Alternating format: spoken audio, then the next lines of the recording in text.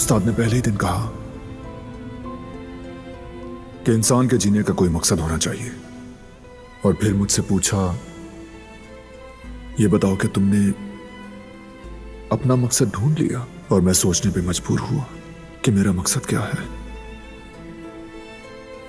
फिर मुझे समझ आया कि मुझे अपने अंदर के खालिस हुनर को, अपनी सलाहियतों को दरियाफ्त करना है।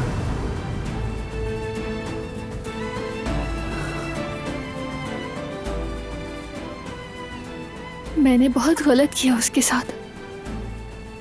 मैंने उसकी उम्मीद छीन ली, ख्वाब छीन लिया उसका। पता नहीं सबिया के दिमाग में अब क्या साजिशें होंगी, लेकिन अगर वो तस्वीर ना भेजती, वो बारान को मार भी सकती थी। मुझे कोई रिस्क नहीं लेना।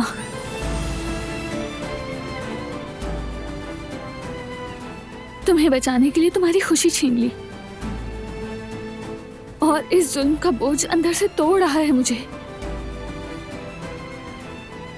मुझे माफ कर दो बारान। तुम्हारी जान बचाने के लिए तुम्हारे ख्वाब मार दिए मैंने।